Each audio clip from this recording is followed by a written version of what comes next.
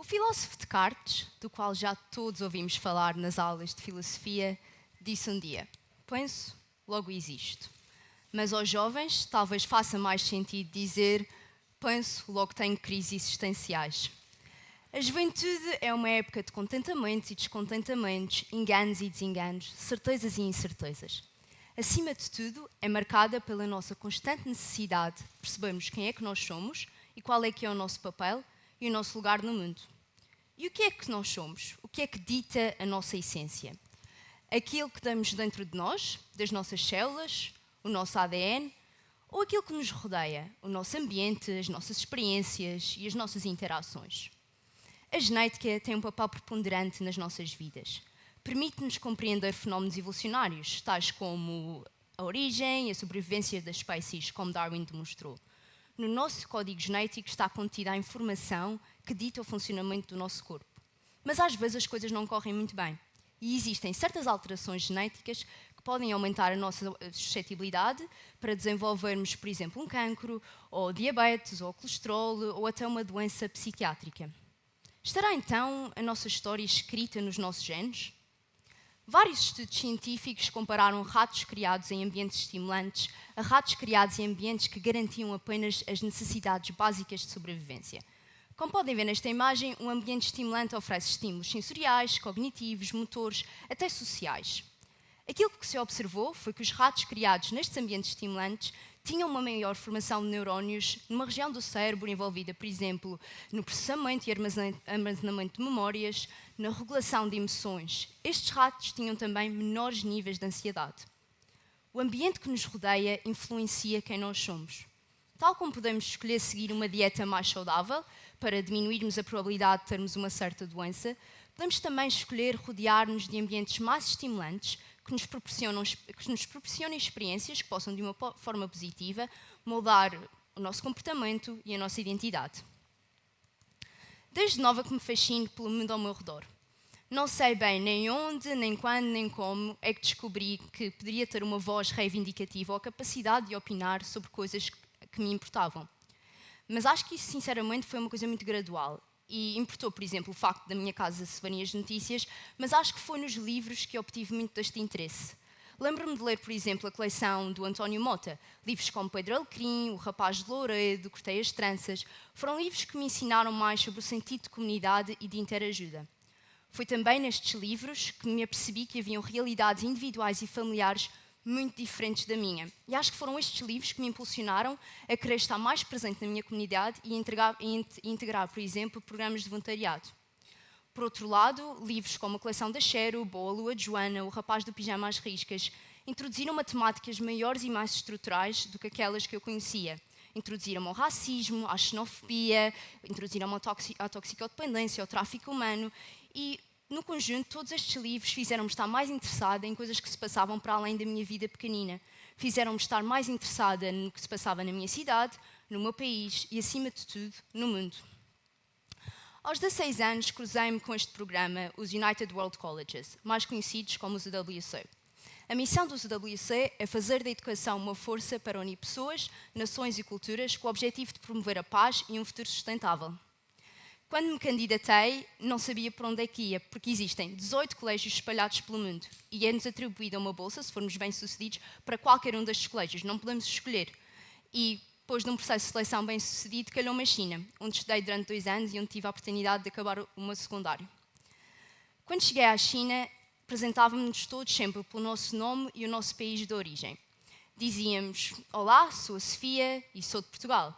Olá, sou a Suélia, sou de Angola. Olá, sou a Lu, sou da China. E acho que ao início aquilo que nos distinguia eram mesmo as nossas diferentes origens. Mas à medida que o tempo foi passando, fui percebendo como é que as nossas diferentes origens nos distinguiam. Fui percebendo como é que diferentes etnias, cores de pele, acesso à informação, acesso à tecnologia, realmente condicionavam a nossa identidade. Acho que foi uma coisa muito, muito gradual, mas acho que foi uma experiência extremamente enriquecedora. Portanto, quando eu estava a preparar esta talk, falei com os meus colegas e perguntei-lhes: como é que esta experiência de conviver e viver com pessoas completamente diferentes de vocês vos moldou? Como é que vos mudou?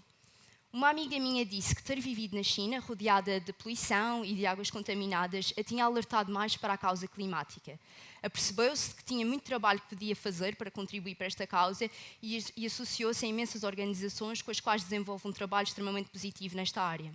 Outro amigo meu, que é oriundo de um país onde a homossexualidade é não só tabu, como também ilegal, falou-me de como de ter convivido com membros da comunidade LGBT+, o tinha alertado para a importância de defender os direitos desta comunidade.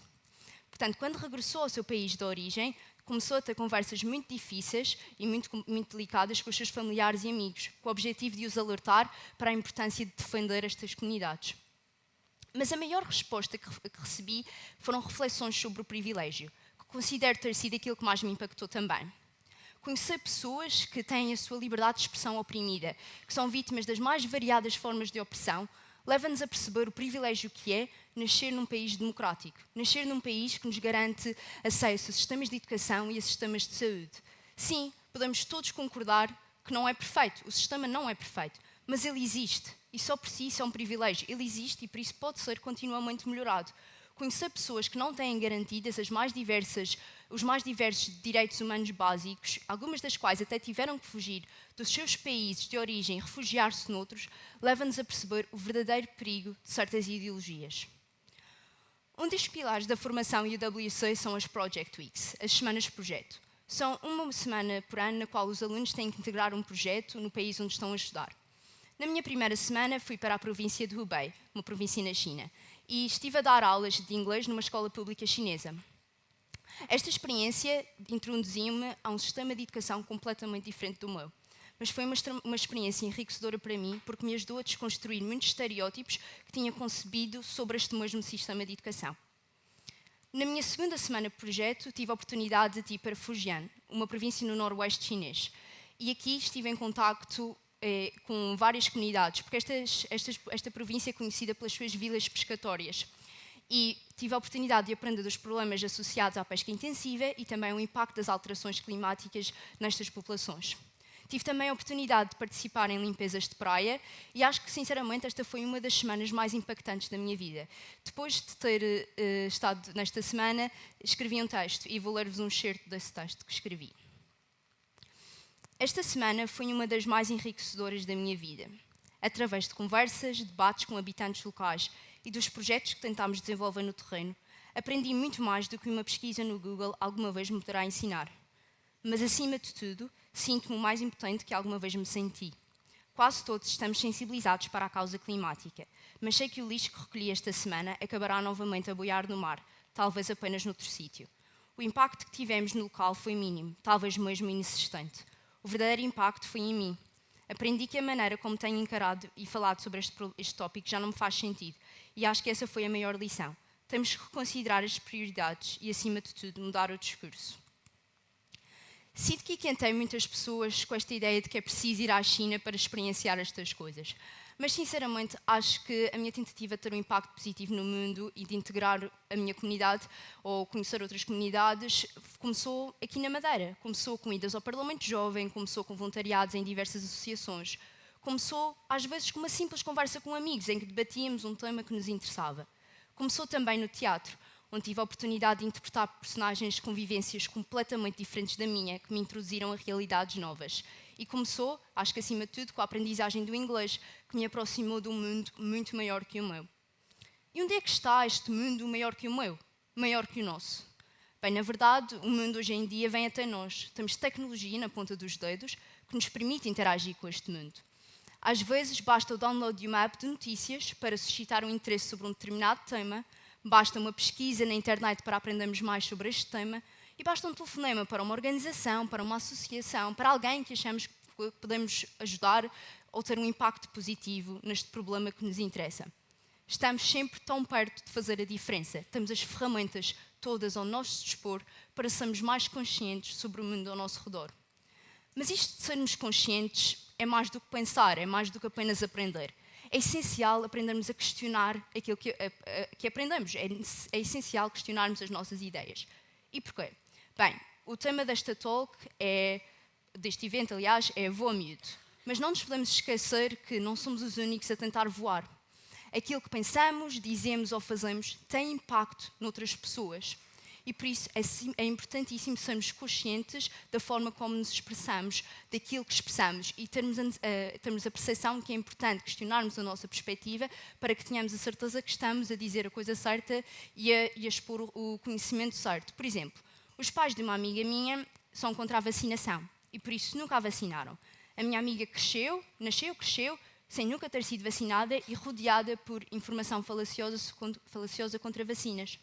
Até que por volta dos seus 15 anos começou a perceber que se calhar não era bem assim e começou a pesquisar por vontade própria e começou a perceber que não queria continuar a propagar a informação que lhe tinha sido dada pelos pais. Por isso, por vontade própria e por iniciativa própria, vacinou-se aos 15 anos. Se ela não tivesse tido a capacidade de pensar para além daquilo que lhe foi ensinado, de questionar aquilo que sabia, poderia ter-se posto a si e aos outros em perigo.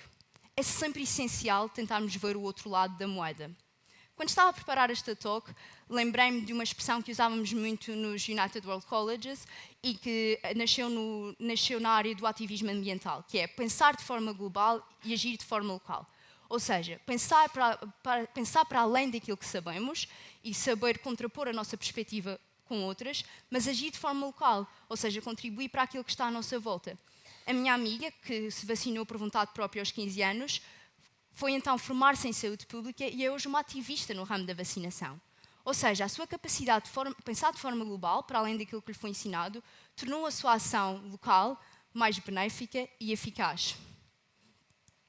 Portanto, isto de agir às vezes nem é tão fácil como parece. Acho que muitas vezes, quando somos jovens, pensamos porque eu que não sei se mereço esta oportunidade, não sei se sou bom o suficiente para agir, não sei se tenho conhecimentos suficientes. Acho que às vezes a sociedade nos faz sentir um bocadinho assim também. Quando eu estava a preparar esta talk, dei por mim a pensar, porque eu? E a verdade é esta, sofremos todos um bocadinho deste síndrome do impostor. E eu não sei bem como é que podemos lidar com ele, mas acho que, embora seja importante aprender a minimizá-lo, acho que também temos de o encarar de uma forma um bocadinho mais saudável. O filósofo Bertrand Russell disse: o problema do mundo é que os loucos e os fanáticos estão cheios de certezas e as pessoas inteligentes estão cheias de dúvidas. Ou seja, é importante termos a abertura para sermos questionados e para nos questionarmos. A dúvida, ou este síndrome do impostor que temos, este medo, nunca deve ser um mecanismo que nos inibe de agir. Deve sim ser um mecanismo que nos dá mais abertura ao diálogo e à capacidade de autorreflexão. A juventude é uma época extremamente conturbada. Estamos expostos a uma quantidade infindável de informação. Mas isto também nos dá a oportunidade de sairmos da nossa zona de conforto. Muitos de vocês vão em breve começar uma nova etapa nas vossas vidas, a faculdade. Serão anos de muito estudo, efetivamente, mas a formação será, acima de tudo, humana. Tenham conversas que vos inquietam. Juntem-se a causas que despertam interesse, façam amizades improváveis. Pensem de forma global, para além daquilo que conhecem e que sempre souberam, tenham a abertura para se considerar novas perspectivas, mas ajam de forma local, a favor e em prol das comunidades que vos rodeiam, sejam elas quais forem. O filósofo Descartes disse: penso, logo existo. Aos jovens faz mais sentido dizer: penso, logo tenho crises existenciais. Mas eu hoje venho aqui sugerir que digamos: mudo, logo existo. Obrigada.